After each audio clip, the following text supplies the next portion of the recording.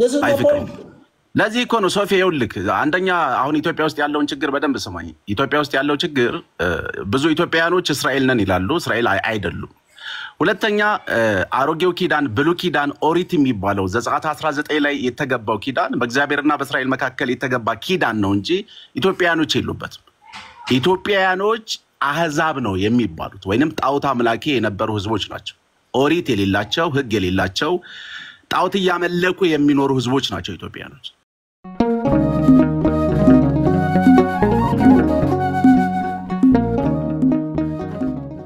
ኦሪት ላይ ያላችሁ ኤፌሶን 2 አንብበው ከ10 ጀመረ ከናንተ በክርስቶስ ኢየሱስ የመስቀል ሥራ ነው የቀረባችሁ አዳም ኤፌሶን 3 ዓመት ተኩል አራት ወንጌል ላይ ያላችሁበትም አንተ አይሁዳዊ ነህ እንዴ አይሁዳዊ ነህ እንዴ ደም መልስ የጠየቁት አንተ አይሁዳዊ ነህ ወይ መጀመሪያ መልስ አሕዛብ ማለት ከ12 ከእስራኤል ነገር ብቻ ያለ ሰፊው ህዝብ አሕዛብ ይባላል ዘጸአት 19 ላይ ኪዳን ያልተሰጠው ህዝብ አንተ አይሁዳዊ ነህ ወይ 3 ዓመት ተኩል ደግሞ ክርስቶስ ኢየሱስ መጥቶ በአካል ያላስተማረው ህዝብ አረ በጌታስ ማንተ አይመልስም እንዴ ዳን ማለት ምን ማለት ነው በቀደም ጠይቄው ነበር ደሜ ዳን ማለት ነው የናንተ ችግር ማን ነው ስሟ ሶፊ አንድ ጥያቄ ልጠይቅ ሶፊ ኤፌሶን 2 ቀልድ አናድርገውና አሁን ሲሪየስ ኢሹ ስለሆነ እንጂ ስንቀልድ እንቀልዳለን ጮታ ምን ችግር አለ ግን አሁን ሲሪየስ ኢሹ ስለሆነ ደምረውም ጠይቁኝ መልሳለሁ ስላለ አጋንንት እንግዲህ ከኢየሱስ ክርስቶስ ስም ውጪ እንደማይወጣ ተግባብተናል ማለት ነው አይደለም በጸጋ ብያለሁ በጸጋ በተሰጠ ጸጋ ገባርለም እግዚአብሔር በእነሱ ይከብር ዘንድ ይሆናል እኮ ያ ጸጋ እኮ ኢየሱስ ነው አይደል ይሄ ይሆናል ያ ጸጋ ኢየሱስ ነው አይደለም ቴንኪው አየ ጳውሎስ በራሱ ጊዜ ለክ ኬኩም እንዳለ ሐዋርያ 19 እንዳመጣለ እኔም ሐዋርያ 14 እንዳመጣውል በራሱ ይሄን ነገር ሲያደርግ በጸጋ እንዳደረገ ካመን እኔም በእምነት ቆም ብላ አስበታ ዳን ማለት ምን ማለት ነው ዳን ማለት እናቱ ባላምጥፋት ጋር ቦታ እንደነበረ ይታቅ ነበር ኬኩን እኔ ርዕስ አንስተን የተወያየ ነበር ከደመይ በስርዓት ያውራሽ አሁን ስለ ዳን የሚያገባ እንዳያረገው ሶፊ ደምረውን እንዳመናጭቀው በስርዓት ያውራ ቆቋንዴ ኔትወርኩ ዘግቶኝ ነበር ቆይ ኔትወርኩ ዘግቶኝ ነበር አዳም እኔውን መጫወቻው ምን አይደለም ኔትወርኩ ዘግቶኝ ነበር ምንድነው ያደረገው ምን አርጎ ነው አይውሊ አሁን እሱ ምንድነው ጀስት እምነቱም ከኛ ጋር አንድ አይደለም በስላሴ የማያምን ሰው ነው ስለዚህ በስላሴ የማያምን ሰው ጋራ ለምንድነው እንዲያወራ መታረጋል በምን አወቃችሁ እኔ አቋለው አንደሽ ልጠይቀው ቆይ በቃ ልጠይቀው በስላሴ ያምናል ዳን በወልድ በመንፈስ ቅዱስ አንድ አምላክ ስምና በአንድነታቸው ታምናለህ አምናለሁ ይሄው ታዲያ ከየት ነው አያምንም ያልከው እሺ ይሄው ስማ ኢየሱስ ክርስቶስ የእግዚአብሔር ልጅ እንደሆነ ታምናለህ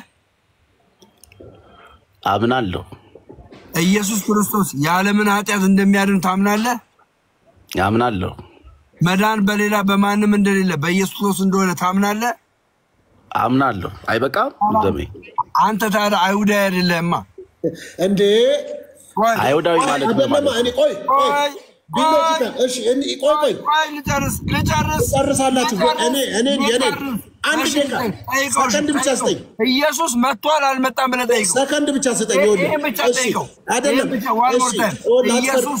ኢየሱስ መጥቷል አልመጣም ብለህ ጠይቀው እሺ ቆይ አንድ ሰከንድ ሰው እኮ አይሁዳዊ ነኝ ሲል ብሔሩን ነገዱን የመጣበትን ነው የሚናገረው ሰው ከስልጤ ማህበረሰብ ሆኖ ኢየሱስ ክርስቶስን የህይወቱ አዳኝ ገዢ አድርጎ ሲቀበል ስልጤነቱ ይቀራል ማለት አይደለም ስልጤ ሆኖ ኢየሱስ ክርስቶስን የህይወቱ ጌታ አዳኝ ገዢ ማድረግ ይችላል ይህ ሰው አይሁድ ሆኖ ኢየሱስ ክርስቶስን የህይወቱ ጌታ አዳኝ አድርጎ መቀበል እኮ ይችላል ስለዚህ አይሁዳዊ ይከዳል ማለት አይደለም አይሁዳዊ አይደለማ ለምን አይደለም እኛን አሕዛብ ሊነራ አይችልምማ አይ ልንገራ ኢየሱስ መጥቶ ብሔሬን አላስቀየረኝም ነገዴን አላስቀየረኝም ህይወቴን ነው ከድቅድቅ ጨለማ ወደ ቆይ ሰማኝ ይኸውልህ ህይወቴን ነው ከድቅድቅ ጨለማ ወደሚያስደንቅ ብርሃን የቀየረው እንጂ ብሔሬን አይደለም ቋንቋዬን አይደለም ነገዴን አልቀየረውም ስለዚህ አንተ ዳን የምትባለው ሰው በስጋ አይሁዳዊ ነህ ግን አሁን የዳንተ አይሁዳዊ ነኝ ነው የምትለው ምንድነው መንፈሳዊ ነገር ያደርግ ነው እሺ ይመልስ ማን ይመልሰው ዳን እኔ አልሰማውም ይመልስሽ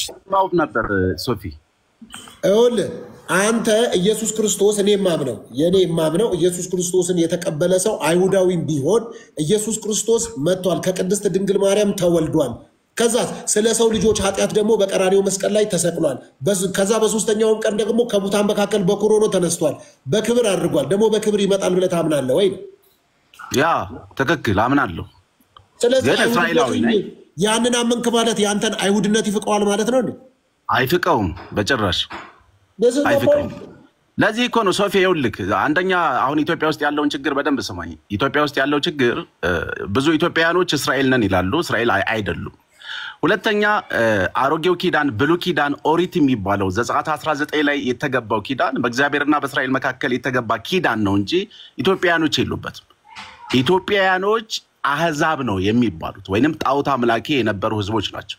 ኦሪት የሌላቸው ህግ የሌላቸው ጣዖት እያመለኩ የሚኖሩ ህዝቦች ናቸው ኢትዮጵያውያኖች። ኢቭን ቆይ ዝም በል እባክህ ዝም በል ዝም እያልሰማም አንተ ተሳዳቢ ማንም አይሰማም እባክህ ዝም በል ወረዛ አጋንንት ነው ምናምን ትላለህ እንዴ? ውረድ ድሮ መቀበል እናንተ ኢትዮጵያውያኖች ጣዖት ነው እናንተ ናችሁ እስራኤላውያን እንደ አገር ጣዖት አምላኪ ዝም በል እንደ አገር ሲመርመር እንደ አገር ጣዖት ስታመልኩ የነበራችሁ እናንተ እግዚአብሔር አምላክ የእግዚአብሔር ቃል እንደዚህ ነው። አንተ አጋንንት እንደ አገር መንግስት ጣዖትን ሞሎክን ካሞሽን ለዋታን ስታመልኩ የነበራችሁ እናንተ ናችሁ። ኢትዮጵያ እንደ አገር ጣዖትን ያመለከችበት አንድም ቀን የለም። በኢትዮጵያ ታሪክ በዓለም ታሪክ እንደ መንግስት በክርስቶስ ኢየሱስ የመስቀል ሥራ ነው የቀረበው። እናንተ እስራኤላውያን የሚያድን ክርስቶስ ኢየሱስ አይን ይወጋችሁ አዳኝ ኢየሱስ እናንተ እኔ አባትም እኔ እንኳን ትቼዋለሁ ብሉይ ኪዳንን እኔ እንኳን ትቼዋለሁ መፍራቴ ወዴት አለ ያለ አራት ወንጌልን ትቼዋለሁ። አራት ኢየሱስ ክርስቶስ መጥቶ 3 ዓመት ተኩል እንኳን ያገለገለው እናንተን አላገለገለም። ለምን ታወራለህ? እናንተ ናችሁ ጣዖት ታመልኩ የነበራችሁ ጣዖት አምላኪ ናችሁ። ተረጋጋ አንተ ዳን ራሱ የምትባለው ተረጋጋ። እንደዚህ አይነት ታሪክ የለም። እንደዚህ አይነት ታሪክ ኢትዮጵያ ህግ ተሰጥቶናል እያላችሁ ያለንን አንድ ታቦት እኛ ጋር ያመለካችሁ እናንተ ናችሁ። እግዚአብሔር አምላክን ያስመረራችሁ እናንተ ናችሁ። አትዋሽ መተህ እዚህ ጋር ሶፎንያስ ታሪክ አያውቅም ብለን አይደለ? እኛ አለን ከሱ ጋር። ሶፎንያስ ታሪክ አያውቅም ብለን ከሆነ ኬኩን አንድ ያዳም ማን ስለሆንክ ነው አንተ? ኢትዮጵያ ጣዖትን ያመልኩ ነበር። እናንተ ናችሁ ጣዖት ስታመልኩ የነበራችሁት። ገና ቆይ ልንገረው ገና ከግብፅ ምድር ወጣችሁ 1 ወር ሳይሞላችሁ ጣዖትን ወደ ማምለክ ይዞራችሁ እናንተ ናችሁ። እባክህ ኬኩ አንድ ያዳም ስርዓት አድርግ በለው። እሺ ቆይ ኬኩ አንድ ያዳም ግን እኮ እስካፍንጫ ነው የምነግረው እኔ ኬኩ አንድ ያዳም ተነግሯል። ግን እኔ ሲጀመር አሁን ለምሳሌ የዳነ ሐሳብ እኮ መጽሐፍ ቅዱሳዊ ታሪክ አልተናገረም። ሶፎንያስ ታሪክ ስለማያውቅ ነው ምናምን ብለህ ካልክ እውነታው እንደውም በ4 ነጥብ አስረግጬ ልንገር። መጽሐፍ ቅዱስ አዲስ ኪዳን ከእስራኤል ጋር ነው እግዚአብሔር ኪዳን ያደረገው፣ ከኢትዮጵያዊ ጋር አደረገው።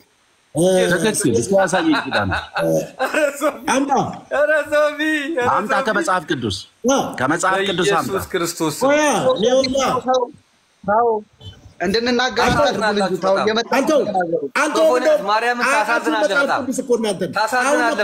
በኋላ ነው እኮ ኢትዮጵያ የገባው። አያውቃቸው መጽሐፍ ቅዱስ አምጣ ኪዳን የገባበት ኢትዮጵያ ኪዳን ታሳዝናላችሁ። ማርያምን ሚካኤልን በጣም ሶፊ በጣም ታሳዝናለህ። ከእውቀት ታሪክ በቃ ጨዋ ናችሁ ማለት ነው። ምንም አታውቁ ማለት ነው። ስለ ኢትዮጵያ ታሪክ ከኢትዮጵያኖች ጋር የገባውን ኪዳን አሳየን እስኪ። ሂስቶሪካል ቴዎሎጂ በቃ ኔፕ ናችሁ ማለት ነው። አዲሱ ኪዳን የኛ ነው የሚላል። ቆይ ቀስ በል። እናንተ እኮ ማለት ይኸውልህ እግዚአብሔርን ያስመረራችሁ ህዝቦች ናችሁ። አምላክ ከሆንኩኝ መፈራቴ ወዴት አለ? አባት ከሆንኩኝ ክብሬ ወዴት አለ? ትንቢተ ሚልክያስ ላይ ግባና አንብብ እስኪ። እናንተ ጣዖት በማምለክ የምትታወቁ ናችሁ እናንተ እስራኤላውያን። እስራኤል ዘስጋ ይታይ ይመርመር፣ ታሪክ ይመርመር። ስለ ኢትዮጵያ ሶፊ ለምን እኔ እኮ ኢትዮጵያዊ እኮ ነኝ። አንዴ ባካክሉ እኔ ኢትዮጵያዊ እኮ ነኝ እኮ እኔ ኢትዮጵያዊ ደም ያለኝ ጀግና ወልዶ ጀግና ያሳደገኝ አራሽ ተቋሽ ቀዳሽ እኮ ነኝ እኔ። አስረግጬ ነው የምነግርህ። አባቶቼ አራሾች ናቸው።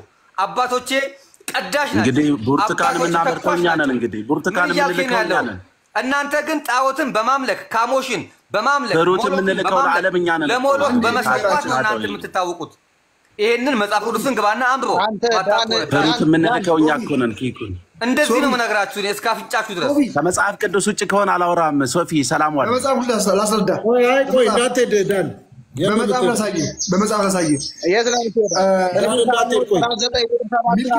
ከመጽሐፍ ቅዱስ ውጭ ከሆነ አላወራም። ሶፊ ሚልኪያስ 1:11 ይወጣል። የእስራኤል እናንተ ለኔ እንደ ኢትዮጵያ ልጆች አይደላችሁም ብሎ እስራኤል በጣም ትንሽ እንደሆነ በአምልኮም በአስተሳሰብም በጣም የወረደ አስተሳሰብ እንዳላቸው የሚያስረዳ መጽሐፍ ቅዱስ ክፍል ነው። የቦነቱ እንደ ኢትዮጵያ ነው ኢትዮጵያን ከፍ አድርጎ የጠራው። እሺ ልክ ነው ገብርዬ።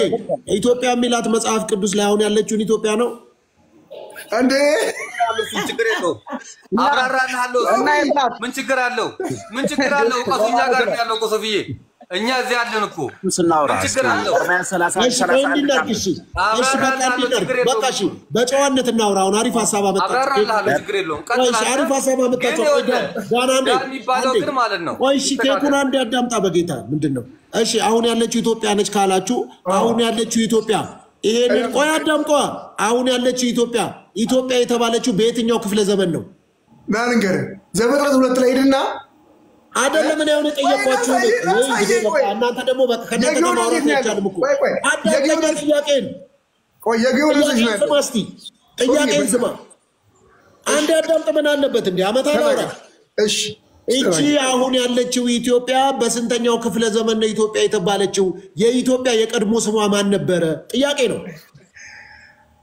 አቢሲኒያ ወዳጀ ሶፊ ይኸውልህ ልንገርህ።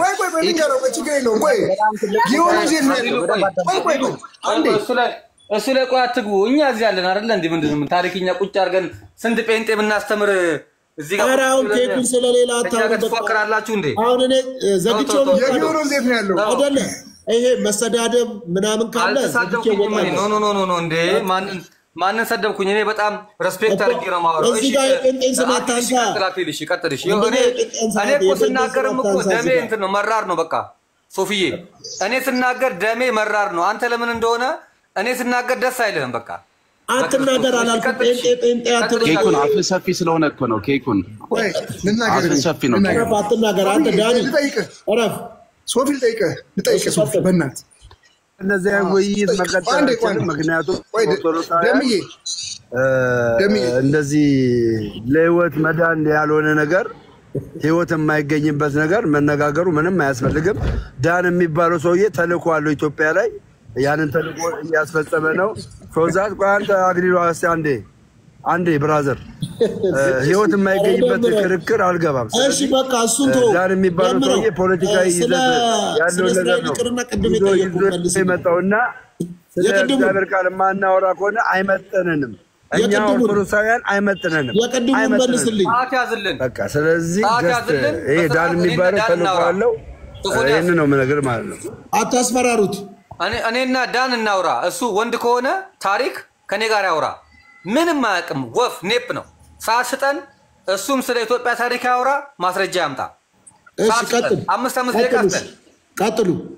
5 ደቂቃ ስጠን። በስርዓቱ ጥያቄ ካለው መጀመሪያ ጥያቄ መጠየቅ ይችላል። በፊት ግን እኔ ጥያቄ አለኝ ለዳን። እናንተ የእፉኝት ልጆች የተባሉት እነማን ነበሩ? እስኪ ስለነሱ አውራን። የእፉኝት ልጆች ናቸው እስራኤላውያን አይደለም። እስራኤላውያን እናንተ የእፉኝት ልጆች ጥፋት እንድታመጡ ማን ነገራችሁ? ያልተ የተባሉት እስራኤላውያን አይደሉ? ሄድና ጠይቃቸው። እፉኝት የእባብ ልጆች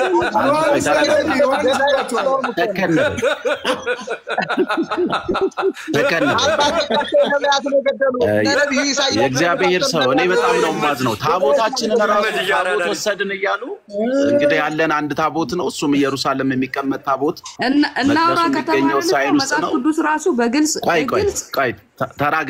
ተረጋጋ። ከእባብ ዘር ክፉ ከሆነው የእፉኝት ጋር ነው ኮምፔር የሚያደርጋቸውና ጨርሽና ባለፈውም ብዙ ነገር ብላል። ያው እንደው እንደ እግዚአብሔር ሰዎች ታገስን እንጂ ብዙ ነገር አልከን። ስለዚህ ኮምፔር እንዳታደርግ በተለይ ኢትዮጵያውያንን ከእስራኤላውያን ጋር ተሳስተ ኮምፔር እንዳታደርግ። ገና በክራይስት ላይ የፈጸሙት እርግማን ወደፊት ገና ይጠብቃቸዋል። ባለፈው ጨርሰሻል? አዎ ያራዳ ልጅ በቃ በእውነት ጀግና በቃ ዝም በሉ። ልጅ መሸለም አለባት። በቃ አንዴ ዳኒ ቀጥል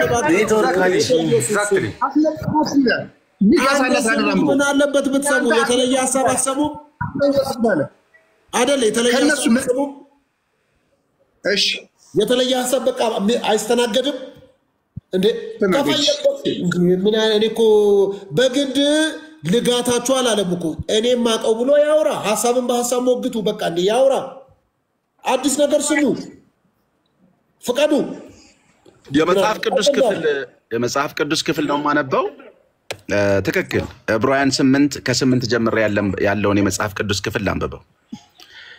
እነርሱን እየነቀፈ ይላቸዋልና እነሆ ከእስራኤል ቤትና ከይሁዳ ቤት ጋር አዲስ ቃል ኪዳን የሚገባበት ወራት ይመጣል ይላል ጌታ። ከግብፅ ሀገር አውጣቸው ዘንድ እጃቸውን ባያስኩበት ቀን ከአባቶቻቸው ጋር እንደገባሁት ኪዳን አይደለም። እነርሱ በኪዳኔ አልጸኑም፣ እኔም ችላ አልኳቸው ይላል ጌታ። ከዚህ ወራት በኋላ ከእስራኤል ቤት ጋር የምገባው ቃል ኪዳን ይህ ነውና ይላል ጌታ። ሕጌን በልቦናቸው አኖራለሁ፣ በልባቸውም እጽፈዋለሁ። እኔም አምላክ ሆናቸዋለሁ፣ እነርሱም ሕዝብ ይሆኑኛል። ስለዚህ አዲስ እንኳን ኪዳን እናንተ በክርስቶስ ኢየሱስ የመስቀል ሥራ የቀረባችሁበት ኪዳን እንኳን የእናንተ ኪዳን አይደለም፣ የኛ የእስራኤላውያኖች ኪዳን ነው። አሮጌው ኪዳን ምንም ትክክል ነው። ከግብፅ ምድር የወጣ ሕዝብ በሲና ተራራ በሙሴ አማካኝነት የተሰጠ ኪዳን ነው አሮጌው ኪዳን። አዲስ እንኳን ኪዳን የተገባው አዲሱም ከኛ ጋር ነው። አሁን እኛ ኪዳን አለን የምትሉ ከሆነ ከመጽሐፍ ቅዱስ አውጡና ቻሌንጅ አድርጉኝ ነው። ሚልኪያስ አንዳንዳው ኪዳን ነው ወሬያችን፣ ስለ ኪዳን ነው። ገብተዋል? ኪዳን ነው የምትነግረኝ። አውጣውና አንብበልኝ። ሚልኪያስ ነው። እሺ ኪዳን ሊነግረኝ ነው እንግዲህ ጎበዞች። ኧረ ታንብበው በእናትህ እንዴት ከእጃችሁ እንደወጣ ይነግርሃል።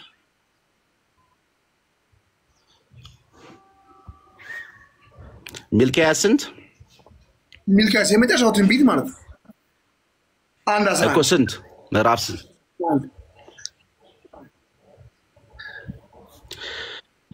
ከፀሐይ መውጫ ጀምሮ እስከ መግቢያዋ ድረስ ስሜ በአሕዛብ ዘንድ ታላቅ ይሆናልና በየስፍራውም ለስሜ ዕጣን ያጥናሉ፣ ንጹሕም ቁርባን ያቀርባሉ። ስሜ በአሕዛብ ዘንድ ታላቅ ይሆናልና ይላል የሰራዊት ጌታ እግዚአብሔር።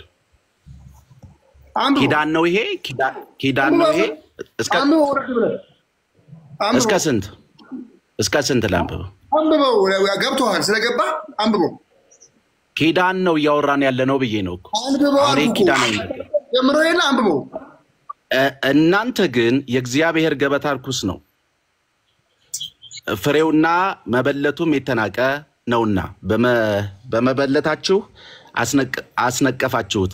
እናንተ እነሆ ይህ ድካም ነው ብላችሁ ጢቅ አላችሁበት ይላል የሰራዊት ጌታ እግዚአብሔር። በእኛ አማርኛችንም እንደ ማንበብ ወንድማችን ቆይ ኬፕን ተረጋጋ። አንተ አፍ ሰፊ ነው። ቆይ ያንተ እስኪ ጠበብ አድርግና ስለሆነ ቆይ ተረጋጋ። አክሊሉ አሁን የጋታዳ ኪዳን አለ እንዴ? ኪዳን የት ነው ያለው? ወጣ ከእናንተ ወጣ። ከፀሐይ መውጫ እስከሚገባ ድረስ እኔ ኪዳን ነው ያልኩ አባቴ። አክሊሉ ኪዳን አላችሁ ወይ ነው ያልኩ። ታነበው በደንብ አላነበብኩም። አንድ እኔ ስማኝ፣ ኪዳን ማለት ምን ማለት ነው? አክሊሉ ኪዳን ማለት ምን ማለት ነው? እሱን አላልኩም። አሁን እኔ ወሬ ስለ ኪዳን ነው እያወራ ያለው፣ ስለ አሮጌው ኪዳንና ስለ አዲሱ ኪዳን ነው። አክሊል አሁንም ስማኝ፣ ስጋ በለበሰ ሁሉ ላይ ከመንፈስ ያፈሳሉ አለ። እሱን አሁንም አላልኩም። እኔ ስለ ኪዳን ነው ያወራሁት። ቆይ ኪዳን አይደለም እሱ። አዲሱ ኪዳን ምን ላይ የተመሰረተ ነው ንገረኝ። እንዴ ምን ማለት ነው? ምን አይነት ነገር ነው የምትናገረው? ምን ላይ የተመሰረተ? ስጋ በለበሰ ሁሉ ላይ ከመንፈስ ያፈሳሉ አለ። አሁን ስማኝ፣ እኔ አዲስ ኪዳን ምን ላይ የተመሰረተ ኪዳን ነው? በማን የተገባ ኪዳን ነው ነው ጥያቄ። ወይ ጉድ! እናንተ እንደውም ተዋችሁ ራቃችሁ። አክሊል አሁንም እንደው ይቅርታ እኔ አዲሱ ኪዳን እዚህ ነጥብ ላይ ግን አሁን ዳን መስማት ያለብህ ነገር ቆይ ላይፍ ዮሐንስ አንድ ሰው ጋር ነው የማወራው። ስለ ክርስቶስ ነው እያወራን ያለ ነው። ዮሐንስ ቃል ነበር፣ ቃልም በእግዚአብሔር ዘንድ ነበር፣ ቃልም እግዚአብሔር ነበር እያለ ይመጣና ለዓለም ሁሉ ነው የሞተው፣ ለእስራኤል ነው። አሁን ከሱ ጋር እያወራሁ ነው። ኪዳን ነው፣ ሌላ ኪዳን ነው። አድርግልኝ ፓስተር። የምናውቀው ኪዳን ኢየሱስ ክርስቶስ እኔ አሁን ከሱ ጋር እያወራሁ ነው። አዲሱ ኪዳን ያ ኪዳን ብቻ ነው። ከዛ ውጪ ስላለው ኪዳን እግዚአብሔርና እስራኤላውያን መሀል ያለው ነገር ልክ በግለሰብና በእግዚአብሔር መሀል እንዳለው ኪዳን እንደ አገር እስራኤልና እግዚአብሔር ያደረጉትን ኪዳን እሱን just leave it for yourself ያዘው እሱን ሴቭ አድርገው። ለዓለም ግን የተገባው ኪዳን አንድ ነው። ያ ኪዳን ማን ነው? ኢየሱስ ክርስቶስ አዲሱ ኪዳን። ያ ኪዳን ለዓለም ሁሉ ነው። እንደውም ልንገር አይደለ ለካዱት እናንተ ለካዳችሁት ላልተቀበላችሁት ምንድነው ወደዛ ለገፈተራችሁት ማለት ነው። እሱን እናንተ አስቡበት። ለዓለም ሁሉ ግን ክርስቶስ አንድ ኪዳን ሆኖ ወርዷል። የምናውቀው አዲሱ ኪዳን ክራይስት ነው። ከዛ ውጪ የምናውቀው ኪዳን የለም። እዛ እስራኤልና በአብርሃምና በሙሴ መሀል ሲደረግ የነበረውን ኪዳን እስቲ መጽሐፍ ቅዱሳዊ ማስረጃ አድርገሽ ለማውራት የምናወራው መጽሐፍ ቅዱሳዊ ስለሆነ ከሱ ውጪ የምናውቀው የለም ስትይ አሮጌ ኪዳን የለም እያልሽ ነው ማለት ነው። እንደ አዲስ ኪዳን የምናውቀው ክራይስትን ነው። እኛ በቃ ዓለምን አሮጌ ኪዳን የሚባል ጥያቄ አንዴ እንስሙኝ። እኔ በቃ ሌሎቻችሁ ይታርጉና አሮጌ ኪዳን ነበረ ህይወት ኪዳኑ ይወለ ስንት አይነት ኪዳን አለ መሰለኝ። እግዚአብሔር ከእስራኤላውያን ጋር ኪዳን አድርጓል አላረገም? አድርጓል። ከአብርሃም ጋር አሮጌ ኪዳን ነበር አይደለ? ወይ አሮጌ ኪዳን ነበረ። እሺ አዲስ ኪዳን ብሎ ያደረገው ከማጋ ነው? የኤርሚያስ ላይ ያለ ቃል ነው አይደለ? ኤርሚያስ 30 አዲስ ኪዳን ሲመጣ ከማጋ ነው አዲስ ኪዳን ያደረገው? ከእስራኤላውያን ጋር ይወለ አንዴ ነው ከእስራኤል እኔ እኮ ለምን እንደማትሰሙኝ እኔ የምጠይቀው ነገር ወይ ገለበጣ እንዳረ አሬቻ አትሰማም ልጅቱ። ቆይ አይደለም እሷ ብቻ አይደለችም፣ ብዙ ስጠይቅ አይሰሙኝም። እኔ አሮጌ ኪዳን ከእስራኤል ጋር ከነበረ አዲስ ኪዳን ከማጋ ነው? አዲስ ኪዳን አደርጋለሁ ብሎ ሲል እንደ ሀገር ከእስራኤል ጋር ሊያደርግ ይችላል። እሱ የኛ ጉዳይ ነው። እሱን አላለሽ። እሺ ሌላ ሰው የሚታርጉኝ እኔ ብቻ በቃ ወይ ዘግቼው ልጣል። አሮጌ ኪዳን አሁን ለምሳሌ ኪዳን ሲባል አሮጌ ኪዳን ካለ ነው አዲስ ኪዳን የሚኖረው። አሮጌ ኪዳን የሌለው ሰው አዲስ ኪዳን ሊኖረው አይችልም በምንም መርህና ሎጂክ።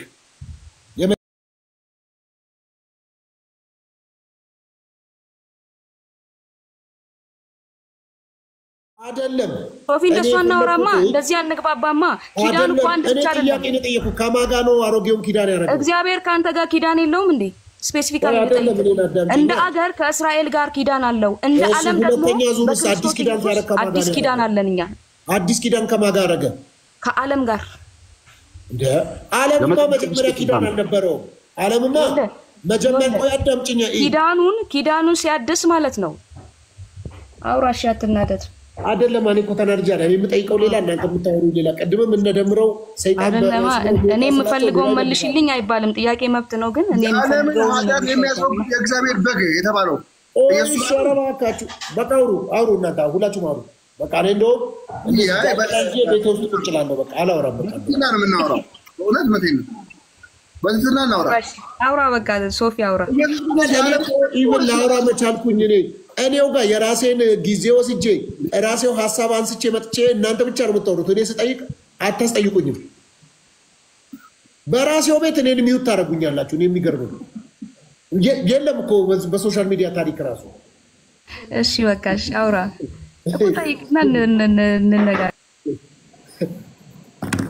ጥያቄ ነው የማነሳው። ሳነሳ የኔን አቋም አይደለም እያወራሁ ያለው፣ ጥያቄ ነው እየጠየቅኩ ያለው። እንደ አዲስ ኪዳን ለመኖር አሮጌ ኪዳን ያስፈልጋል አይደል? አሮጌ ኪዳን የሌለው ሰው አዲስ ኪዳን ሊኖረው አይፈልግም። ምክንያቱም ያረጀ ነገር ነው የሚታደሰው። እጅሽ ላይ አሮጌ ቦርሳ ሲኖርሽ ነው አሳደስኩት የምትይው፣ አዲስ ኪዳን አደረኩ አዲስ አረኩት የምትይው እንጂ ባሌለው አይደለም። እና በዚህ ሁኔታችሁ እኮ ቢዩታ ራሴ ቤት ብሎክ ሳታረጉኝ አይቀርም። አንዳንዶቻችሁ ነው እኔ አሁን ነው አይምሬ ውስጥ የመጣው ራሴ እዚሁ ቤት ብሎክ የምታደርጉኝ ሁሉ ይመስለኛል ሳስበው። ምን አይነት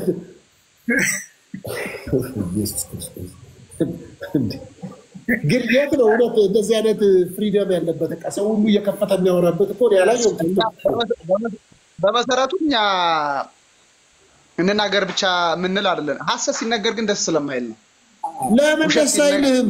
ቆይ አዳምጣ። ሰምተኸኝ እኮ ነው የምታስተካክለኝ። ቆይ አዳምጥ። ስህተት ለመሆኔም እኮ እኔ እንዳወራ ስትሰጠኝ እድል ስትሰጠኝ ሳወራ እኮ ነው ስህተት ነው የምትለኝ። እንዳወራ ሳትፈቅድልኝ እንዴት ነው ዝም ብለህ ፈርጀህ? ቅድም አሁን ልጁ ይሄ ኢየሱስ እንደመጣ አታምንም አላችሁት፣ በስላሴ አምንም አላችሁት። ሲያወራ ደግሞ እኔ አምናለሁ አለ። ሰው ያወራ። ከዛ በኋላ የተለየ ሀሳብ ነው። ምን ችግር አለው? ምን ይጎዳል? ሀሳብ መስማት። ለካ እንዲህ አይነት ተውት አለ፣ እንዲህ አይነት አስተሳሰብ አለ ብሎ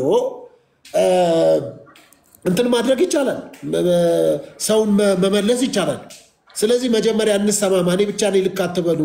ከአንተ ፈረንጅ ይልቅ የኔ ፈረንጅ ብቻ ይሻላል አትበሉ። እናውራ፣ እንጫወት ነው።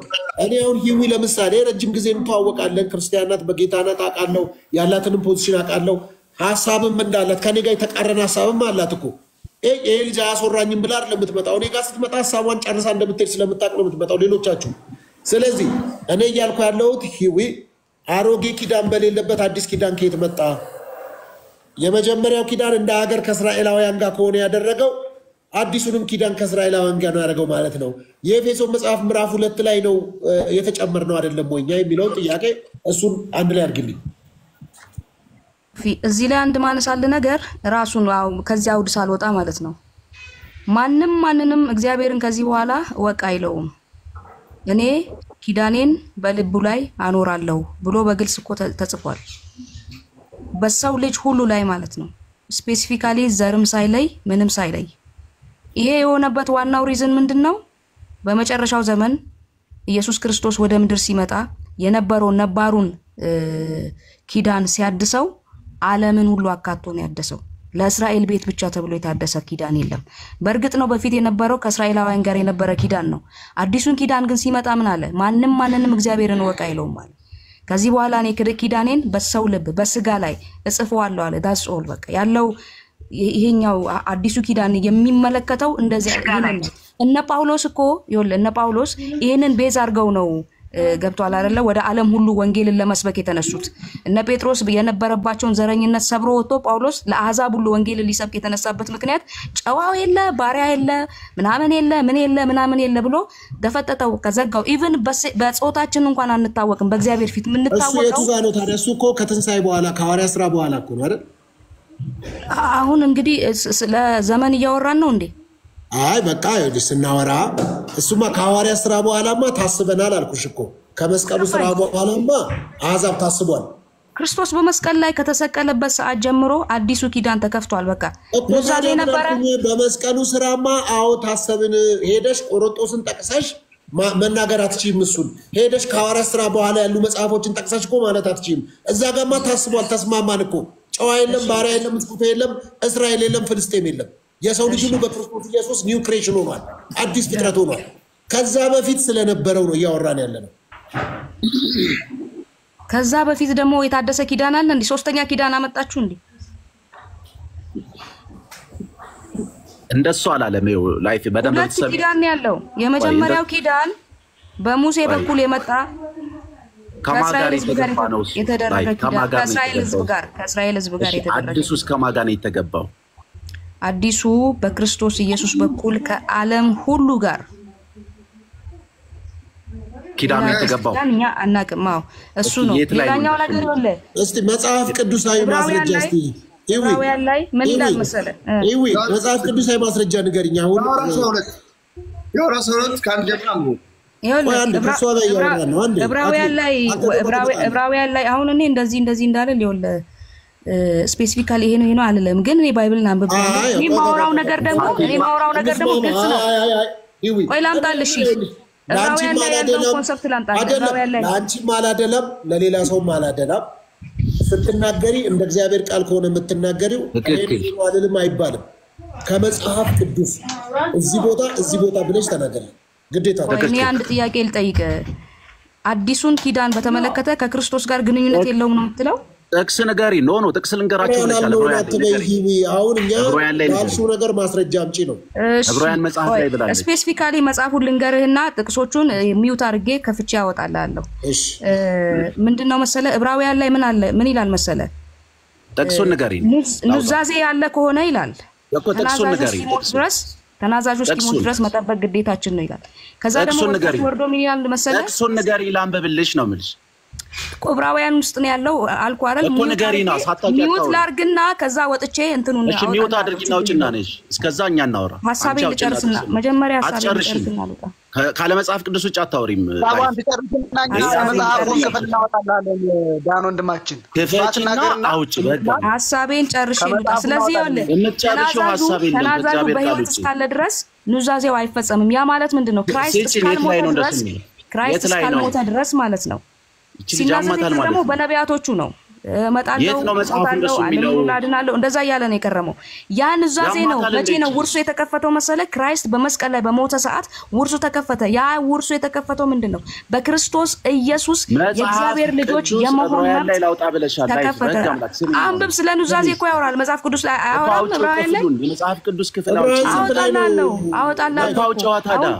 እንደዚህ ነው እንደምትለፈለፈው ያልኩትን ነገር ሰምታችሁኛል። በአጭሩ ማለት ነው። ዳን እየተወራጨ ነው። ሶፊ ያውጣው ዳንቺ ኮረሽ ቆጣውና ለበቁ ዳን ኩኛ እየተወራጨ ነው። አትፍራ፣ ቆይ ተረጋጋ፣ ቀስ ብለን እንረዳዳለን። እኔ እኮ የመጽሐፍ ቅዱስ ክፍል አወጣው እኮ። አትወራጭ። አሁንም እየነገርኩ ነው ያልኩሻለሁ። ጽፍላለሁ እዚህ ከታች እንትኑ ላይ ጽፍላለሁ።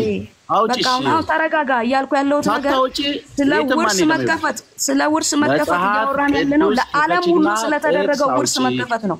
ያም ውርስ የእግዚአብሔር ልጆች እንሆን ዘንድ የተሰጠን ወራሽነት ነው እኮ። ጥቅሱን አውጪ እንዴ! ምን ሆና ነው ልጅቱ? ከመጽሐፍ ቅዱስ ክፍል ውጪ ፓስተር አታስወራ። አይ መጽሐፍ ቅዱስ ስሜት የሰው ሐሳብ ይሰማል መጣለች። አክሊልም አለው መሰለኝ። እስከምታ 11 አውጣና አንብብልኝ። እስከ አታቆም አንብበው። ምን አታቆም? ሚክያስ 11 አንብብልኝ አልኩ። ቅድም አነበብን እኮ እሱን። እንዴት ከእናንተ እንደወጣ ያስረዳሃል። እሱን አነበብን። እሱ ኪዳን አይደለም፣ ስለ ኪዳን ነው። ወረድ ብለህ አንብበው። እናንተ ወረድ ብለህ አንብበው። የመጨረሻው ትንቢት ነው። አንብበው።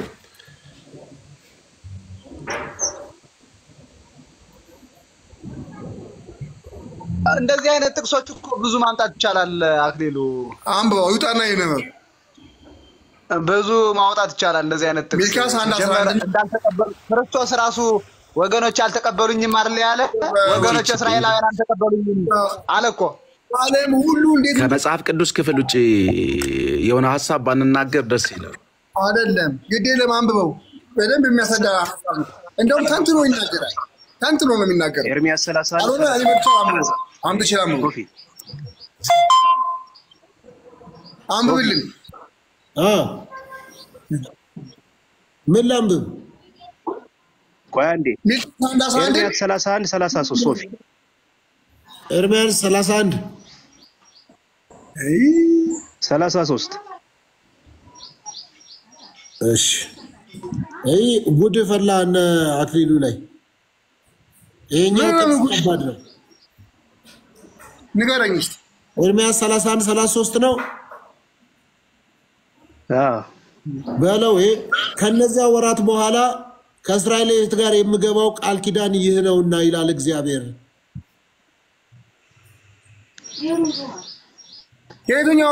ከየትኛዎቹ ወራት? ከነዚያ ወራት። ከየትኛው እነዚያ? እነዛ እሺ አንብብልኝ። ያ ከአብርሃም ጋር ከገባ በኋላ ይቀጥለው። ቆይ አንብበው ጨርሰው ይላል እግዚአብሔር። ሕጌን ይላል በልቦናቸው አኖራለሁ፣ በልባቸውም እጽፈዋለሁ። እኔ አምላክ ሆናቸዋለሁ፣ እነርሱም ሕዝብ ይሆኑኛል። ኔትወርክ አስቆመኝ ነበር። ስለዚህ እግዚአብሔር እንደገና አሁንም ሁለተኛውን ኪዳን ከማን ጋር ነው የገባ? ከእስራኤል ጋር እኔ ማለት ለከኛ ኪዳን የለውም ማለት ነው። አዲሱን ኪዳን የገባ ማለት ነው ወይ? ቆይ አንዴ ነው መንግስት ተወስዷል ከነሱ። ቆይ አንዴ ይኸውልህ አሁን ያህና መንግስት ከነሱ ተወሰደ።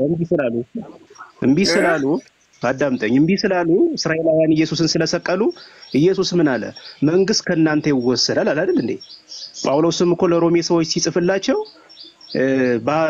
በእስራኤላውያን ዘንድ ምን አደረገ እግዚአብሔር ይላል የእንቅልፍ መንፈስ ጣለባቸው ምን እስኪሆን ድረስ ለአሕዛብ ሙላት እስኪሆን ድረስ ይልና ያለ ማለት ነው። ለምን በኪዳኑ ስላልጸኑ እነዚህ እስራኤላውያን እግዚአብሔር ከአብርሃም ጋር ገባ ከአብርሃም በኋላ ደግሞ ይስሐቅ መጣ ከይስሐቅ ያዕቆብ እያለ 12ቱ ነገር ቀጠለ ሕጉን አልቀበልም ሲሉ እግዚአብሔር አሁንም በኤርምያስ አማካኝነት ሁለተኛውን ኪዳን በክርስቶስ ኢየሱስ እንደገና ሲገባ እናያለን ማለት ነው። ለዛ እኮ ነው ይሄው ለአዲስ ኪዳን የሚሆን ደሜ ይሄ ነው ብሎ እኮ ከ12ቱ ሐዋርያት ጋር እኮ ነው የመጀመሪያውን ራት የበሉ ማለት ነው። አዲሱን ኪዳን እንኳን እንትን ሲያደርግ ለነሱ ነው የሰጣቸው። እንካችሁ ይሄ ለአዲስ ኪዳን የሚሆን ምን ነው ብሎ ደሜ ነው ብሎ ማለት ነው። ስለዚህ እነሱ ያን ስላልፈለጉ ነው እንጂ ወደ አሕዛብ የመጣበት የእግዚአብሔር ኪዳን ሁለቱም ኪዳን የተገባ በመጽሐፍ ቅዱስ ብንመረምር ጌታ ይባርክ ከእስራኤላውያን ጋር እግዚአብሔር ሁለቱንም ኪዳን የገባ ከእስራኤል ጋር ይሄን ክፍል ራሱ በዕብራውያን እናገኘዋለን። ዕብራውያን ላይ ጳውሎስ ሲጠቅስልን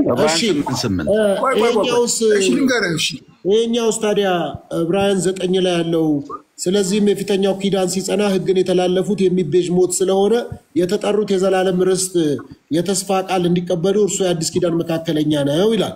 ኑዛዜ ያለ እንደሆነ የተናዛዡ ሞት የማርዳት የግድ ነውና ሰው ሲሞት ኑዛዜው ይጸናልና ተናዛዡ በሕይወት ሲኖር ግን ከቶ አይጠቅምም ይላል። ስለዚህ ፊተኛው ኪዳን እንኳን ያለ ደም አልተመረቀም ይላል።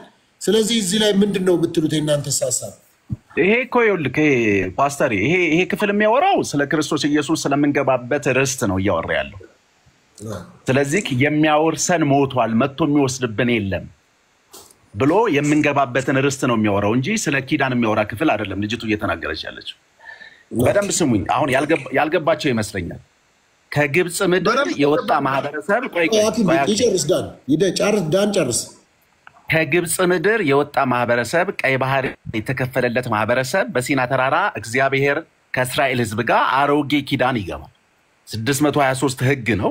ሕጉን ፈጽሙና በህይወት ኑሩ ነው። ዳኑም አይደለም ከእግዚአብሔር ጋር ታረቁም አይደለም በህይወት ኑሩ ብሎ ከእስራኤል ቤት ጋር የገባው ኪዳን ነው አሮጌው ኪዳን። አሮጌው ኪዳን ፍጹም ስላልሆነ ከእግዚአብሔር ጋር ሊያስታርቅ ስለማይችል ደግሞ አዲስ ኪዳን ከእግዚአብሔር ሕዝብ ጋር ነው የገባው። አሁን ኤርምያስ 31 ላይ እነሆ ከእስራኤል ቤትና ከይሁዳ ቤት ጋር የምገባው አዲስ ቃል ኪዳን። ዕብራውያን 8ም እነሆ ከእስራኤል ቤትና ከይሁዳ ቤት ጋር። ለዛ ነው ክርስቶስ ኢየሱስ ሊሰቀል ሲል 12ቱን ሐዋርያ ከእናንተ ጋር የምገባው ኪዳን ነው ያለው። ከአሕዛብ ጋር አልገባም ነው እያልን ያለን። እውነት ነው አሕዛብ በክርስቶስ ኢየሱስ የመስቀል ስራ ገብተዋል። ከዛ በኋላ ሮም የለም ጨዋ የለም ግሪክ የለም ምናምን። ኪዳን ያለው ማህበረሰብ በእስራኤልና በእግዚአብሔር የተገባ ኪዳን ነው እንጂ አሕዛብ ኪዳን የለውም። ከ12ቱ ነገድ ውጭ ያለ ህዝብ ኪዳን የለውም። ጣዖት ሲያመልክ የነበረ ርቆ የነበረ የበረሃ ወይራ የነበረ ህዝብ ነው። እሺ በጣም ጥሩ። ኪዳን ማለት ምን ማለት ነው? ዳን ቆይ እስኪ አንድ ያክልሉ። ኪዳን ማለት ምን ማለት ነው? ይሄን ዲፋይን አድርገው እስኪ አንተ። አሁን እሱ አይደለንም ወደ ኋላ ትቆጥተን ገብረ ስላሴ እኛ እሱን አልፈን እኮ ከማን ጋር ነው የተገባው እያልን ነው። ኪዳን ሚስ አድርገሃል ወንድማችን፣ ሚስ አድርገሃል። ኪዳን ማለት ምን ማለት ነው?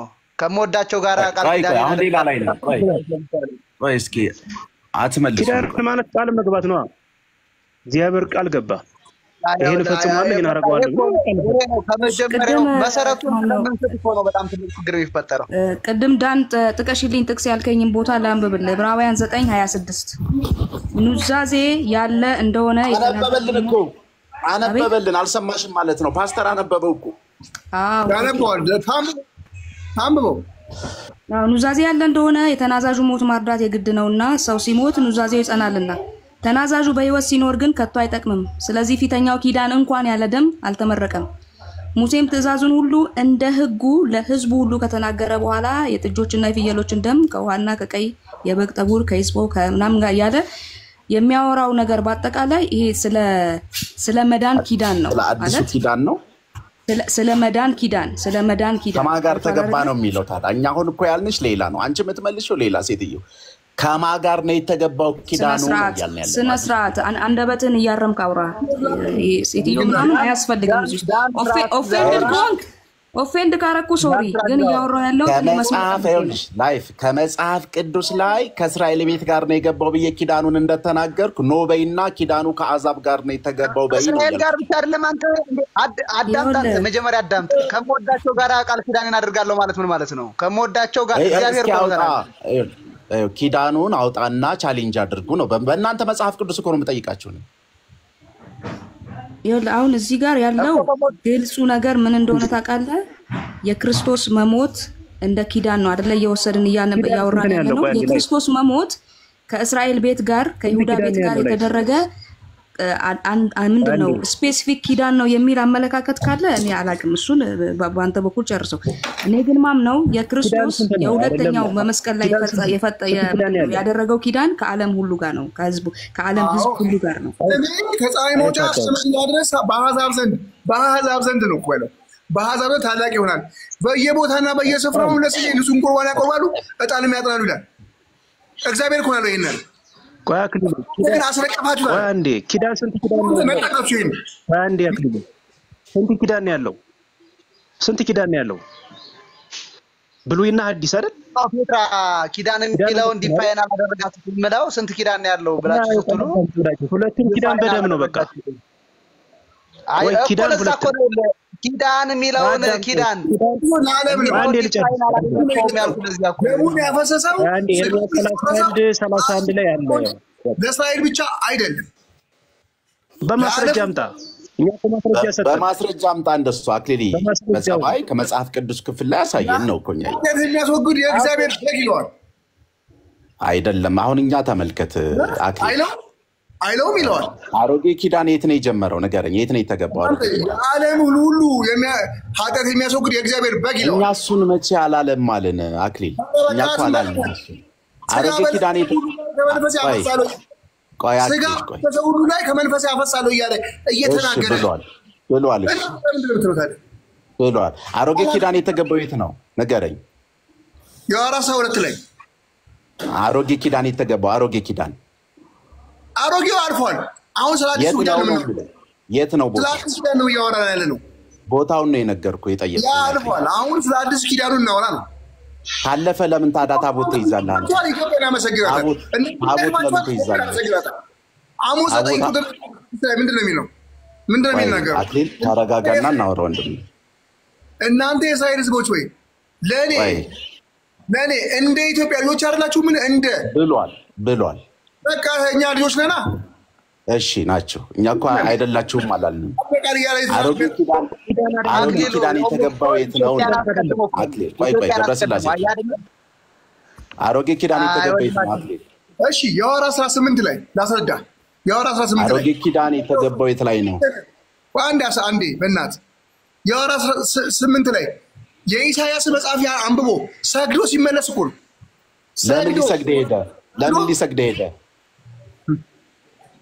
ለምን ሊሰግድ ሄደ? ኢትዮጵያ ውስጥ የሚሰግድ ቦታ ስለሌለ እኮ ነው። ስላልነበረ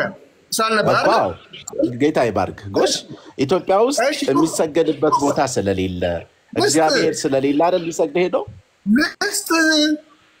ልስጥ አሁን ትንቢተ ሚልክያስ 1:11 ላይ ደግሞ ምን አለ መሰለህ? ትንቢተ ሚልክያስ 1:11 ላይ ደግሞ ምን አለ? ከፀሐይ መውጫ እስከ መግቢያው አለ ስሜ በአሕዛብ ዘንድ ታላቅ ይሆናል። በየቦታና በየስፍራውም ለስሜ ንጹሕ ቁርባን ያቀርባሉ፣ ዕጣን ያጥናሉ። በየቦታውና በየስፍራው አለ ከፀሐይ መውጫ እስከ መግቢያው አለ። ከእስራኤል ውጪ እሱ መቼ ነው? እሱ ከመስቀል በኋላ ይኸው እኮ ከመስቀል በኋላ አይደል? እሱ አክሊል አይደለም ከመስቀል በኋላ አይደል? አሕዛብ የገባው። ይቅርታ ዳን፣ እግዚአብሔር ከአብርሃም ጋር ኪዳን አላረገም? ቆይ እኔ ካንቺ ጋር ላወራ። ከአብርሃም ጋር ኪዳን አላረገም አርጓል። አብርሃም እኮ አሕዛብ ነው። አብርሃም አሕዛብ ነው። አታውቅም? ስነ ስርዓት ከሌለው ሰው ጋር አላወራም። እኔ ከአክሊል ጋር ነው። አንቺ ብቻሽ ነው። እኔ ስነ ስርዓት ያለኝ ሰው ነኝ። አንተ ነህ ስነ ስርዓት ያለው። አብርሃም አሕዛብ ነበረ። ከአብርሃም ጋር የተደረገ ኪዳን በአጠቃላይ ከአሕዛብ ጋር የተደረገ ኪዳን ነው። እግዚአብሔር ስለሌለ ነው አላልክም? አክሊል እስራኤላውያን ማለት የተጀመረው ከያዕቆብ ጀምሮ ከአብርሃምና ከይስሐቅ ጋር የተደረጉ ኪዳኖች በአጠቃላይ ከአሕዛብ ጋር የተደረጉ ኪዳኖች። እግዚአብሔር ስለሌለ አይደል ኢትዮጵያ ሊሰግድ ሄደው? ኦኬ ሶፊ አክሊል አንዴ ላጠቃልለትና በቃ ከዚህ ሰው ጋር ያለንን ነገር እናቁም። ብራዘር እኛ ኢትዮጵያውያን እግዚአብሔር የመረጠን ሰዎች ነን። ሲጀመር ምኒልክም ራሱ የሶሎሞን ልጅ ነው። ቃል ኪዳን የተገባልን ሰዎች ምንድነው የደነቆረ መንፈስ ያለበት ሰው ነው እንደዚህ ሰው ሲናገር የሚናገር ስርዓት የተናገርኩ አይደል? ተናገር። ማስረጃ ዝም በል ዳን። ሲያወራ ዝም በል። መጨረሻ ላይ ያመጣልሃለሁ። ታዲያ ምንድነው? ተረጋጋ። መጽሐፍ ቅዱስ ማስረጃ እነዚህ በጣም አደገኞች ናቸው። ሶፊ በጣም አመሰግናለሁ ስለነበረ ተመዟል ትላላችሁ፣ እኛን ትጠላላችሁ። ግራ ገባን። በእግዚአብሔር የተመረጡ ሰዎች ኢትዮጵያዊ ማንነቱን ነብር ዥንጉርጉርነቱን ይለውጣልን ተብሎ የተነገረልን ገብሬ ከመጽሐፍ ቅዱስ ምን ተወልዷል ከእስራኤል የሚለውን አምጣ። እስራኤላውያን እናንተ ናችሁ በእፉኝት የተመሰላችሁ ክርስቶስን የሰቀላችሁ።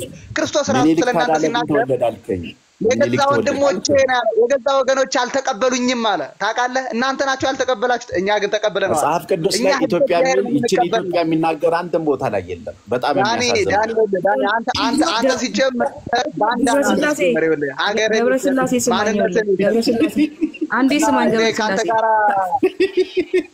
ኢትዮጵያ የሚል መጽሐፍ ቅዱስ ላይ ይችን ከሆነ ተሸውዳቸዋል ወገኖች። በጣም ገብረ ስላሴ አንዴ ስማኝ። ይኸውልህ እስራኤል የሚባለው የእስራኤል ታሪክ የጀመረው ከያዕቆብ ጀምሮ አብርሃም አሕዛብ ነው፣ ይስሐቅ አሕዛብ ነው። ስለዚህ እግዚአብሔር ቀድሞ ኪዳን የገባው ከአሕዛብ ጋር ነው። ኢትዮጵያ በጭራሽ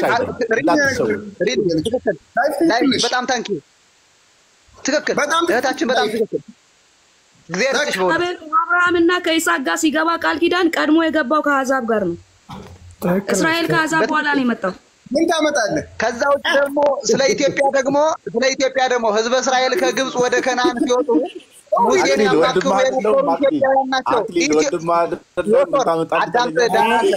ስታወሩ ምን ታመጣለህ በሚል ሳይሆን እንደ እግዚአብሔር ቃል እንነጋገር። ምን ታመጣለህ በሚልማ አይሆንም።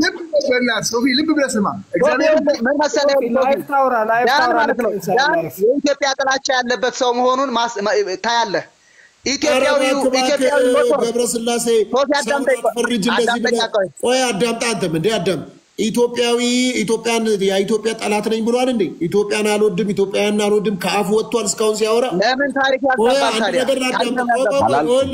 ኢትዮጵያንማ እንደሚወድ የምታውቀው እሱ እንደውም የኢትዮጵያ ባንዲራ አድርጓል። እኔ አንተ ኢትዮጵያን እንወዳለን የምል ባንዲራው መገለጫችን አይደለም፣ እሱ እኮ መገለጫዬ ነው ብሎ አድርጓል።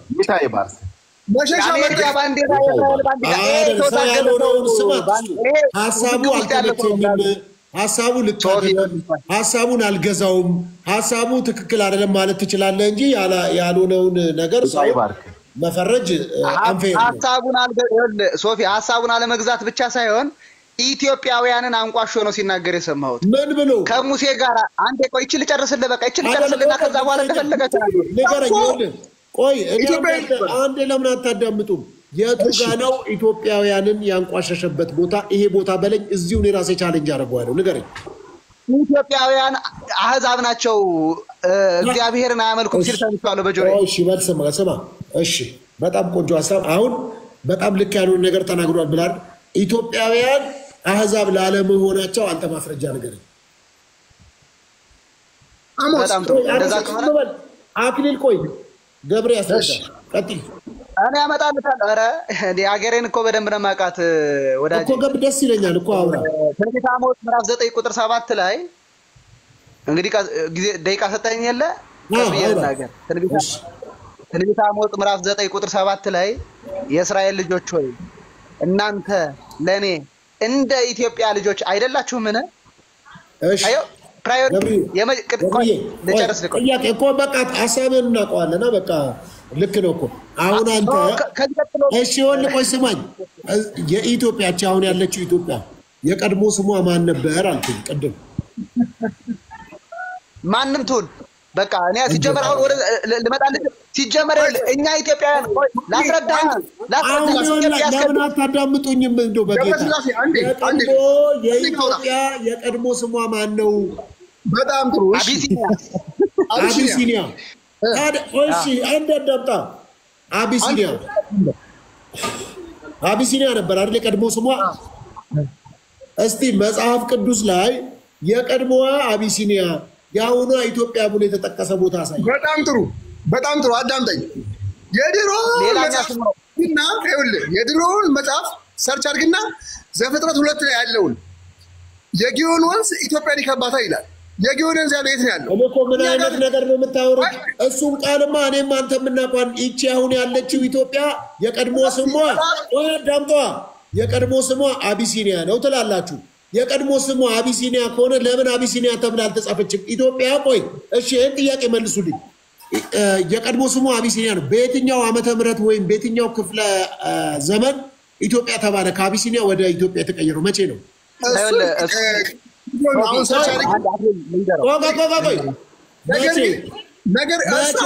መቼ ነው መልሰልኝ። ጉግል ላይ ገብተህ ችግር የለውም። መቼ ነው አመልስ መቼ ነው? ቁጥሩንም አሁን ዲፋይን አድርጌ አሁን አላውቅም፣ ግን እንደተሰራ መቼ ነው መልስ መቼ ነው? መቼ ነው? አክሊል ቆይ እኔ ልንገርህ። ይኸውልህ ለምሳሌ ሶፊ ይኸውልህ ኢትዮጵያስ የተለያየ ስም ነበረው። ይኸውልህ ገብረስላሴ በጌታ እኔ ጠየኳችሁ ጠይቁ።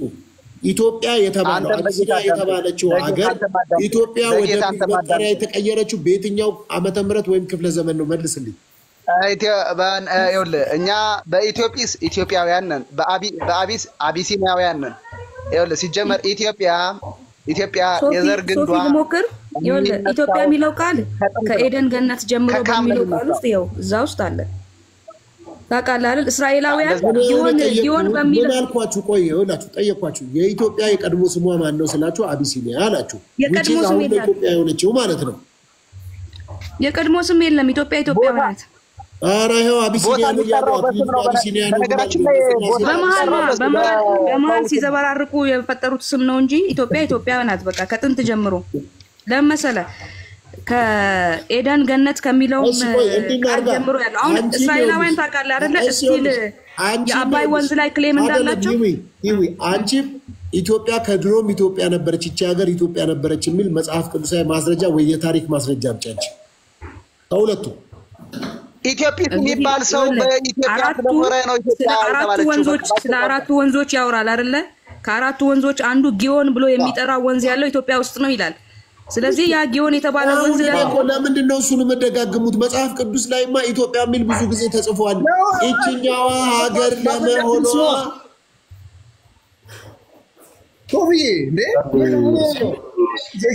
አባይ ያለው አባይ ጥያቄ መልሱልኝ። ኢቭን አሁን ላይ ማለት ነው እስራኤላውያን አንድ ነገር መልሱልኝ። እሺ ኢትዮጵያ ማለት ምን ማለት ነው? ትርጉሙ ግዕዝ ነው? አማርኛ ነው? በርንድ ፌስ ሚል ትርጉም አለው። ያ ማለት ጠይሞች የጠያይሞች ሀገር እንደማለት ነው። በምንኛ?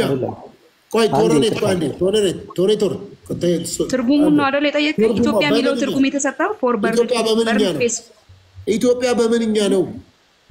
አሁን ኖርማሊ ይኸውልህ ብዙ አባባሎች ብዙ ታሪኮች አሉ። እንዴ ስሙ ታዲያ ለምን ትናደዳለህ? አንደኛው ምንኛ ነው? የምን ወርድ ነው? የወርዱን ትርጉም አውቃለሁ፣ ግን ወርዱ ምን እንደሆነ አላውቅም። የወርዱ ትርጉም በርንድ ፌስ ያላቸው ሰዎች ያሉበት የሚል ትርጉም ሰጥተውታል። ከዛ ውጪ ደግሞ ከኮሎናይዘርስ አንፃር ከሄድክ ደግሞ ኢትዮጵያ የሚለውንም ስም ኮሎናይዘርሶች እንደሰጡን የሚያወሩም አሉ። ዞሮ ማለት ነው። እኔ ግን ማምነው መጽሐፍ ቅዱሳዊውን ነው። መጽሐፍ ቅዱስ ላይ የተጠቀሰውን ከጊዮን ወንዝ ጋር ከአባይ ወንዝ ጋር በተያያዘ የተጠቀሰውን ነው ማምነው። መብቴ ነው ደግሞ እንደሱ ነው። ጊዮን ሲሆን እሺ ቶሬቶር ቀጥል። እሺ ሀሳብ አለኝ ብሏል። እሺ አመሰግናለሁ ሶፊ። ያው በጣም ቁጭ ቤዝም እየሰማችሁ ነበርና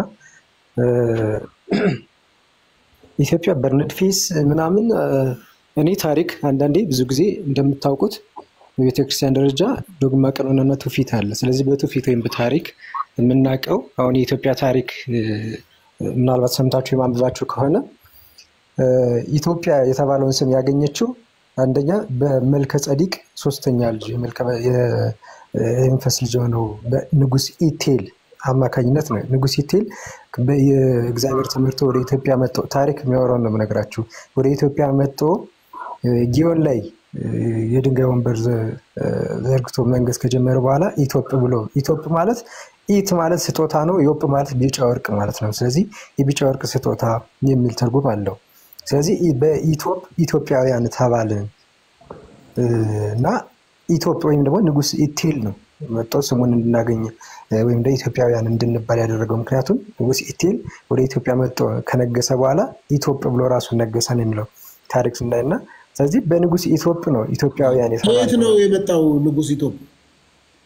ከሳሌም የሳሌም ንጉስ በነበረበት ከመልከ ጸዲቅ ሶስተኛ ልጅ ነው ይባላል ታሪክ። ስለዚህ የት ናቸው እነሱ? ምኖቹ ከየት ሀገር ነው የመጡት እነሱ? ሳሌም ከየት ነው?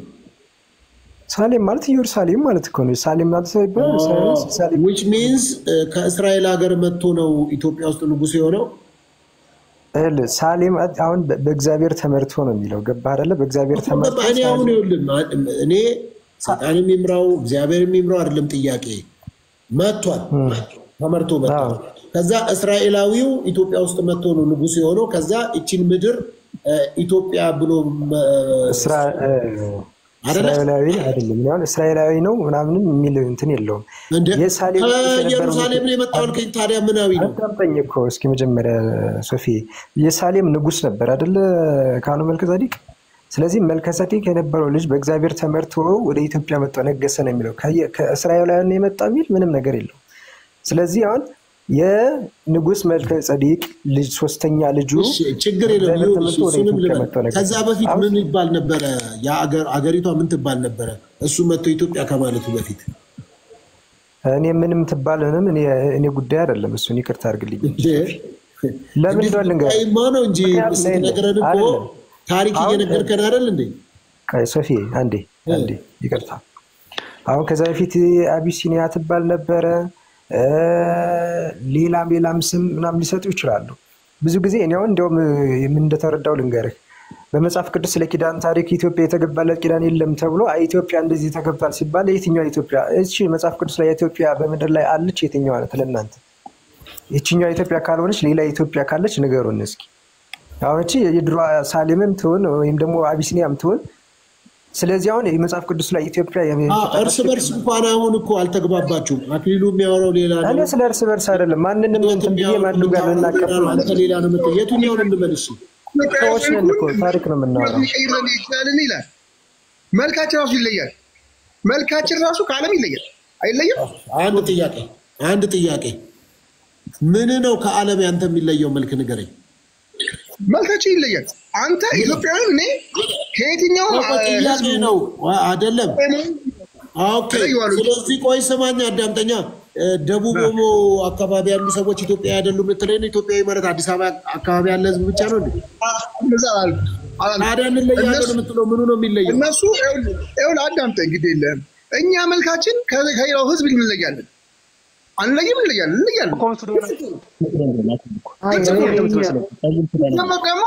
ሲጀመር ደግሞ ኢትዮጵያ የጊዮርጊስ የሚገባው ኢትዮጵያ ዘርዘር ሁለቱን ማምነው ነው መጽሐፍ ቅዱስ ነው ማምነው። ይሄኛውን አግሪመንት ተወው በእናትህ። እኛ እንለያለን ምናምን የሚለውን ተወውና እንደው ጂኦግራፊካል ወይ ፖለቲካል የሆነ አቀማመጥ ቢወራ ይሻላል እንጂ እኛ መልካችን ይለያል ምናምን ነገር ጉድ እኮ ስለወንዙ ስናገር ሊቀበለኝ አልቻለም። ስለወንዙ እየተናገርኩ ስለ ጊዮን ወንዝ እየተናገርኩኝ ጊዮን ወንዝ አባይ ነው ኢትዮጵያን ከቦ ነው የሚወጣው። ስለዚህ ኢትዮጵያ እሱ ነው ከተባለ ለምን ይሄ ሊቀበል? እንዲያርግ እቺ ሴት የት ሀገር ሴት ናት? መልስልኝ። የት ሀገር ሴት ናት? አላቃትም። አላቃታለሁ እንዴ? አላቃት። አሁን ልዩ ነው ኢትዮጵያውያን አላልክም እንዴ?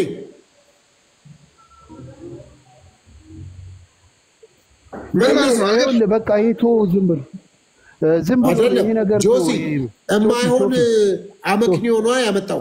ይሄ ማለት ይኸውልህ ሙርሲዎች ናቸው። አዎ ልክ ይኸውልህ ሶፊ ይሄ ዝም ብሎ ከድሮ ማለት ምንም ማለት እንትናዊ ማስረጃ የሌለው አባባል ነው። ይሄ እኛ እንለያለን ምናምን የሚለው ከትምህርት እየወጣ ነው። እምቢ አልከኝ እኮ ስለ አባይ ወንዝ ስነግርህ እኮ እምቢ አልከኝ።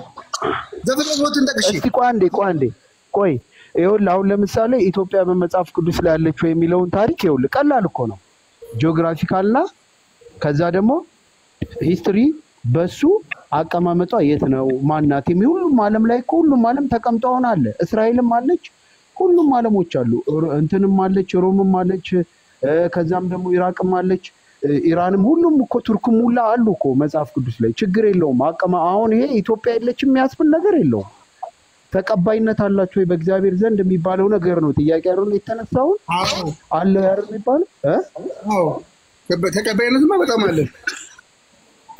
አይ እሱን አይደል ጥያቄ የተነሳው በሱ አውራ እንጂ አሁን ልዩ ነን እኛ ምናምን እሱ ዝም ብሎ አባባል ነው። እሺ አንድ ነገር ልንገርህ፣ በትትና ነው የምናገረው ነው። እውነቴን ነው። ሶፊ አክሊ ጂኦግራፊካሉን ነገር እኮ ቆይ አንዴ ቆይ ጂኦግራፊካሉን ስናገር የጊዮን ወንዝ መነሻ የሆነ ለኔ እንዴ ዘፍጥረት 2 መነሻ የሆነ እሱን አውጪ ሳሳየው ይሄን ካልተቀበለ በሌላ በማሳምንበት ነገር ደግሞ እሞክራለሁ ማለት ነው። በቃ ያው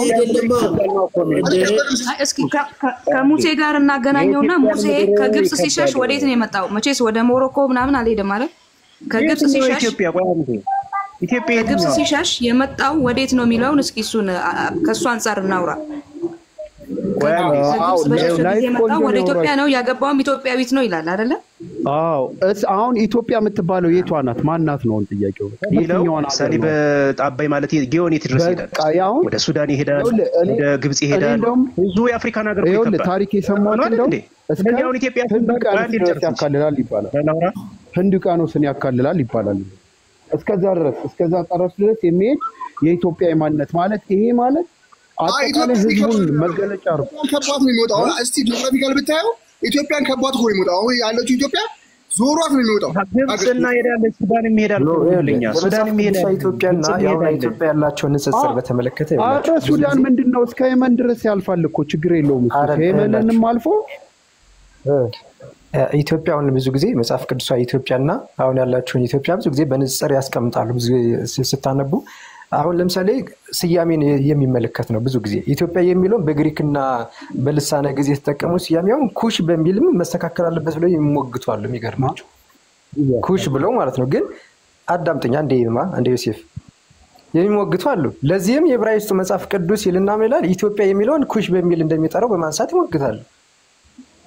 ሌሎች ደግሞ የአረበኛው የጥቁር ህዝቦች ምድር የሚል ትርጉም ያለው ቃል ነው ብሎ በመጠቀም ኢትዮጵያ የሚለውን ሱዳን በሚል ደግሞ ተክተው በመጽሐፍ ቅዱስ በሚመቻቸው መንገድ ያሳተሙ ሰዎችም አሉ ስታነቡ ማለት ነው። ግን እነዚህ የስም ሽሚያዎች መሰረታዊ ምክንያት እንደው በቅን ልቦና መጽሐፍ ቅዱስን መመርመር ሳይሆን የታሪክ ፍክክርን ለማድመቂያ ምናምን የሚጠቀሙባቸው ሰዎች አሉ። ኢትዮጵያ የሚለውን የቅዱሳት መጽሐፍት ስያሜ ብዙ ጊዜ በዘመናችን ያሉ አንዳንድ ፖለቲከኛ የፖለቲካ ሃይማኖት አቀንቃኞች ራሱ ኦርቶዶክሳዊ ብሔርተኝነት ለሚሉ መንፈሳዊ ዓለም መረብ ለሌለው አስተሳሰብ መደገፍ ያደርጉታል። ብዙ ጊዜ እንደምታዩት ግን መጽሐፍ ቅዱስ ኢትዮጵያን ከ50 በላይ ጊዜ ምናምን ተጠርታለች አይደል? እንደምናውቀው በሌላ በኩል የዘመናችን የምናውቃችን ሀገር ኢትዮጵያ በታሪክ አረዳድ፣ በማህበራዊ አቋም እንደዚህ የፖለቲካ ኃይሎች ኢትዮጵያ የሚለው ስያሜ በኩሽ ወይም በሌላ መጠሪያ በመቀየር ቅዱሳት መጽሐፍትን ከማህበራዊ መገነዛቢዎች ጋር እነዚህ ግንዝብን ለመፍጠር በመለየት ስያሜውን የሁሉ በማድረግ ማንም እንዳይሆን አስልተው ሲንቀሳቀሱ ደግሞ እናስተውላለን አይደል? ስለዚህ እንዴት ነው የተረዱት ነው ኢትዮጵያ የሚለውን ስም ለምንድን ነው ከመጽሐፍ ቅዱሳዊ ቃል አንፃር ወጥተው ለራሳቸው የፖለቲካ ፍጅታ ለብሔርተኝነት ወይም ደግሞ ለራሳቸው ለታሪክ ሀገራቸውን ከዚህ አንፃር ብሎ ብዙዎቹም የሚተረጉሙ ሰዎች አሉ። ግን ኢትዮጵያ በመጽሐፍ ቅዱስ ምክንያት ነው አይደለ? እቺ መጽሐፍ ቅዱስ ያለችው ኢትዮጵያ ካልሆነች የት ናት ኢትዮጵያ ታዲያ? መጽሐፍ ቅዱስ የተጠቀሰችው ኢትዮጵያ የት ነው ያለችው? እሷን ማወቅ ያስፈልጋል አይደለ? እቺኛው ኢትዮጵያ አይደለችም ለማለት ሌላ ነው የሚባል ሌላ አካል ያስፈልጋል አይደለ? ለምሳሌ አይቺ ነው አይደለችም ይችላል ለማለት ነው። ከኩሽ ጋር ከእንትን ጋር እያገናኘ ያነሳውን ነገር በተመለከተ መጽሐፍ ቅዱስ ላይ በግልጽ ልጄን ወደ ካም ምድር ጠራሁት ይላል። አንድ እሱን አስብ። ካም ማለት የኩሽ አባት ነው። ከዛ ባለፈ ደግሞ ሳባ ራሷ ንግስት ሳባ ራሷ ኩሽ እንደሆነች መጽሐፍ ቅዱስ ላይ ይናገራል። ኩሸቲክ ዝርያ እንዳላት ማለት ነው። ያንን እሱን ወደዛ ነገር አንሄድም። ዞሮ አፍሪካ የኩሽ ሀገር ናት። እኔ እኮ ያልተረዳሽኝም ያልኩት እንደዚህ የተጠቀሙ ከዛ ባለፈ ከኩሽ ነገድ ውስጥ ኢትዮጵያን ነጥ ያወጣታል ወይንም ከኩሽ አስተሳሰብ ምንድነው ከኩሸቲክ ዝርያ ውስጥ የኢትዮጵያ ተለይታ ትወጣለች የሚለውን እሱን እንግዲህ የዘር ጥናቱን ግን ዞሮ አሁን ወደ ተነሳንበት ነጥብ ስንመጣ ማለት ነው ኢትዮጵያ ላይፍ ቆይ አንዴ በኩሽማ አያስኬድም። ለምን እንደዛ ማያስኬደው በዚሁ በአፍሪካ ውስጥ ሆኖ ኩሸቲክ ያሉ ሴሜቲክ የሆኑ ነገዶች አሉ። እና ያ ማለት ግን በእሱ አምናለሁ። ግን ዳዊት ማለት ራሱ ዳዊት መጠሪያ ሊሆን አይችልም። በመጽሐፈ መዝሙረ ዳዊት ላይ በግልጽ ልጄን ወደ ካም ምድር፣ ይሄ ማለት ካም ማን ነው? ካም ማለት የኩሽ አባት ነው አይደል? ዞሮ ዞሮ ስለዚህ አፍሪካ የምትለው ቃል ራሱ በካም ምድር ነው የሚገለጸው ባይብሊካሊ ከሄድን ማለት ነው። ስለዚህ እሱን ብዙም አንሂድበት። ሌላ አይነት ሲናሪዮ ያቋረጥሽኝ ህይወት በነገርሽ ላይ ያቋረጥሽኝ ወደዛኛው ሲናሪዮ አትግባ አንተ። ወደዛ ሳትገባ ኢትዮጵያ የምትባለው ጂኦግራፊካሊ ያለውን ነገር እናንሳ። እሺ አላገባውም። እንደዚህ ይላሉ ግን እንደዛ ሳይሆን መጽሐፍ ቅዱስ እንዴት ነው ብዬ ነው ያነሳው እንጂ እንደዚህ ናቸው ብዬ ወደዛ ሊሄድበት አልነበረም። እንደ ምሳሌ ነው ያነሳሁት። ብዙ ጊዜ በመጽሐፍ ቅዱስ በጣም ብዙ ቦታ ላይ ኢትዮጵያ የምትለው ስም ተጠቅሳለች አይደለ? ለምሳሌ ኢሳይያስ 37:9 የኢትዮጵያ ንጉሥ ቲርሳቅ ሊዋጋ መጥቷል የሚል ወሬ ሰማ። በሰማም ጊዜ ወደ ሕዝቅያስ መልእክተኞች ላከ። የእግዚአብሔርንም እንዲህ ይላል፣ የግብፅ ድካም የኢትዮጵያ ንግድ ቁመት ረጅሞች የሳባ ሰዎች ወደ አንተ ያልፋሉ ለአንተም ይሆናሉ ምናምን እያለ የሚገልጽበት ቃል አለ አይደለ? ኤርሚያስ ላይ ፈረሶች ወይ ውጡ፣ ሰረገሎችም ወይ ንገዱ፣ ጋሻም የሚያነግቡ ኢትዮጵያ የፋጥ ኃያላን ቀስተም ይዘው የሚያስቡ የሉዳ ኃያላን ይውጡ። እንደው ሌላው ቢቀር እንደው በጣም እንድታዩልኝ ፈልገው ብዙ ጊዜ ከቃል ኪዳን ጋር በተያያዘ ራሱ በእንትኑ በመጽሐፍ ቅዱስ ውስጥ ለኢትዮጵያ የተገባ ራሱ ቃል ኪዳን አለ አይደለ? ለኢትዮጵያ ብቻ። አሁን ቅድም ሲሉ ሰምቼ ነበረ ለኢትዮጵያ የተገባ ቃል ኪዳን የለም፣ ለእስራኤል ሕዝብ ብቻ ነው፣ ኢትዮጵያውያን አሕዛብ ናቸው ምናምን ተብሎ ሲጠቀስ ሰምቻለሁ። እና ይሄ ትክክል አይደለም ብዬ አስባለሁ። ሲጀመር አሕዛብ ማለት ሕዝብ ማለት ነው። ግን ከዛም ጋር ተያይዞ ቅድም ያው ክርስቶስ ለዓለም ነው ኪዳን ገባው ዓለምን ታልና ተብሎ ቃልም እስኪጠቀስ ለዓለም እንደሞተ አሁን ለምሳሌ ቃል ኪዳን የተገባላቸው ለእስራኤላውያን ነው ከተባለ ለእስራኤላውያን ቃል ለገባላቸው ሰዎች ነው የሞተው ማለት ነው። በነገራችሁ ላይ ለሌላ ህዝብ አልሞተም ማለት ነው። ስለዚህ ይህም ትክክል አይደለም። ለማንኛውም ሂዱበት እስኪ አሁን እግዚአብሔር ይስጥልኝ።